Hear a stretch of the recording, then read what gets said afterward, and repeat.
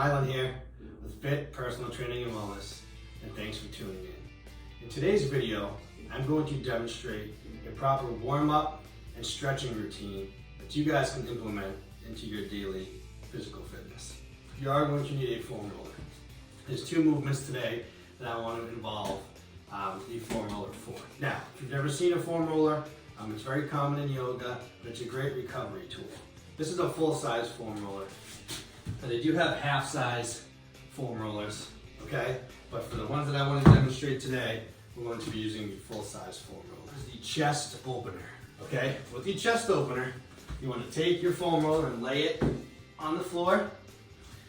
Now, you want to sit onto the foam roller and run it along your spine, okay? Now, the key to this is that you want to make sure your neck and your head are on the foam roller as well. You don't want them hanging off the side, okay? So your back is running against the foam roller, your spine is parallel with the foam roller, your heels are planted. We're going to take our arms and we're going to let them run out right by our side here, okay?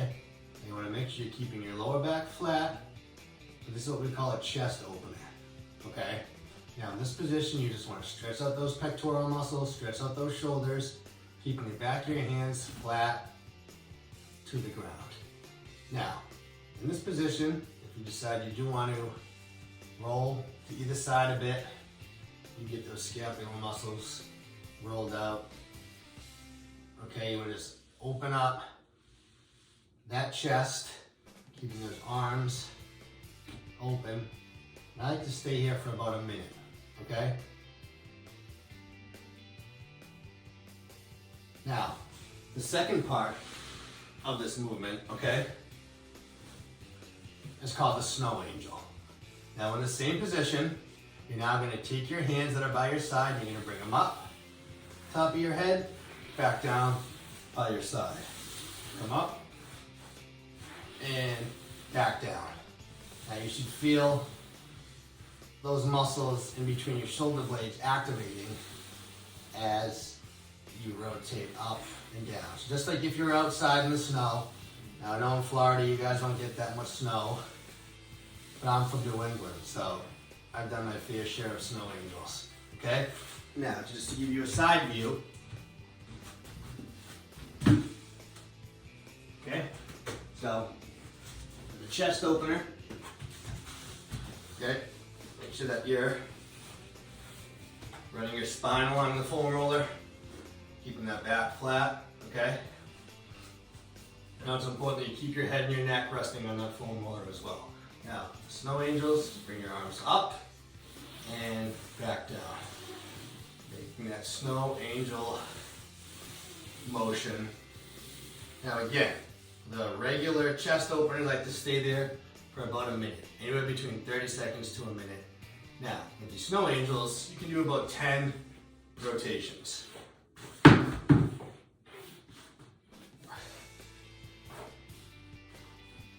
Okay, so those are the two that you'll need the foam roller for. Again, if you don't have a foam roller, that's okay.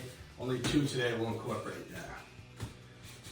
Now, the next one we're going to do is called a single knee to the chest. This is real good for the hip flexors and for the hamstrings. So you're going to lay on your back, okay? I'm going to start with my right knee. You're going to take your left leg and keep it completely straight. Keep your lower back flat. You want to pull in the top of your knee to your chest. Okay? Now nice and controlled. Not everybody has the same amount of flexibility. So what you want to do is make sure you're working within your guidelines. Everybody's flexibility is different, so you want to make sure that you're working nice and controlled as you draw that knee in and pull that knee into your chest. Okay, we're going to go for 30 seconds, and we'll switch to the other side. Okay, so now my right leg is straight. Now, another key point to focus on is to make sure your toes are pointing up. Pull that knee in, keep that lower back flat, stretching out that hip flexor.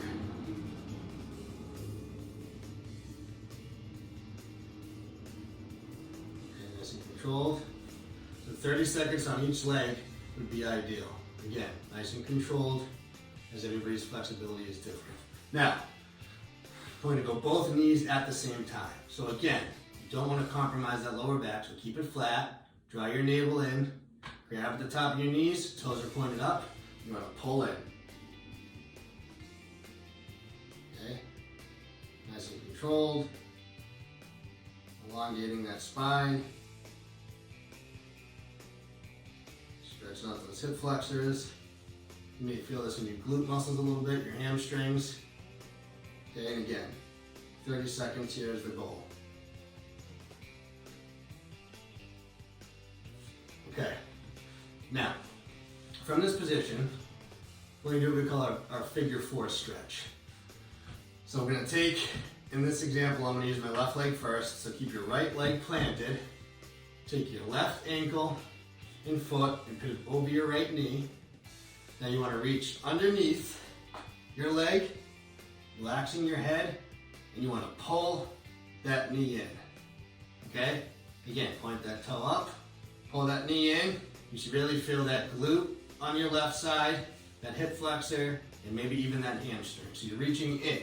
So again, you're going to go in between your legs, so you can reach here. You want to pull in. Okay? Again,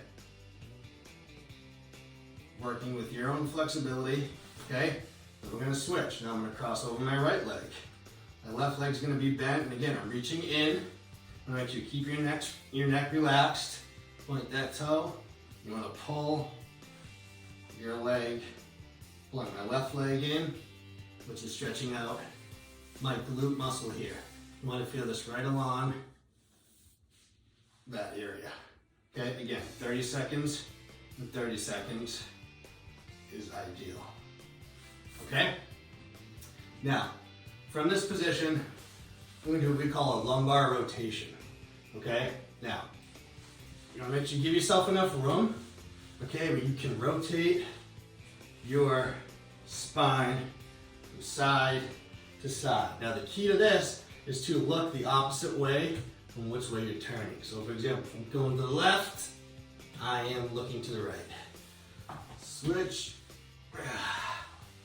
Here, you're just rotating those hips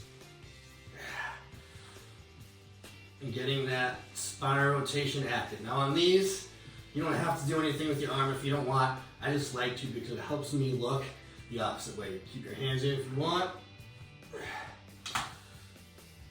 It's up to you, but it helps me if I do this because then I can just rotate through and it's nice and easy because I have a straight back. Okay? Rotate through, nice and controlled. Now on here I like to get about 10 passes. 1 and 1 would be 1 complete pass. Okay? Now, this next one, you're going to want to be in front of a wall of some sort. Okay? Whether it's a wall in your apartment, your house, outside, anywhere. This is the legs up on the wall stretch. Now it's fairly simple in name, but it is a bit challenging. So what you want to do, you want to walk yourself towards the wall, okay? Keeping your back flat, keeping your toes pointed behind us and your legs are straight. The goal is that we want to try to bring our butt as close to the wall as we can while keeping our legs straight. It's a great hamstring stretch. Okay, you just want to hang out here.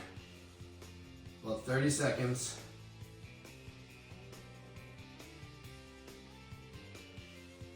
Now with all of these, I like to range between 30 seconds to a minute if we're not doing repetitions.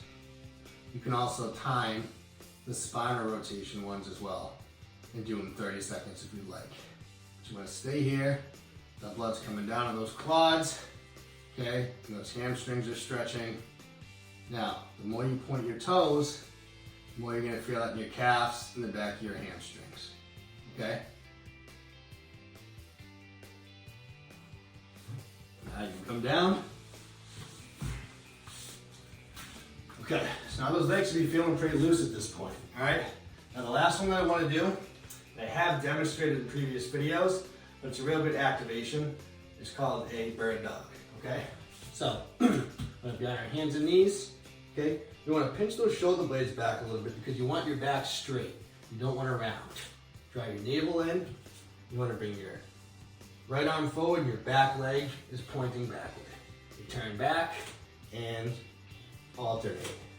Here and here, nice and controlled. We're not going too fast, and we're not in a race, okay? Work at your own pace.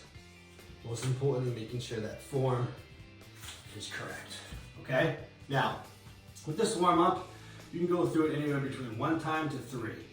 Depending on how sore I am, how tight I am in a given day, I may go through this 3 times. So what I would recommend is go through it once, see how you feel. If you still feel a little tight, go ahead and go through it a 2nd time, and then you can see how you feel if you're out for a 3rd time. Now, even on a day that you're not working out, you just feel really tight or really sore, you worked out, the day before, you feel some muscle soreness, some muscle fatigue, some muscle tightness, you can do this routine to try to warm up and get loose. Okay?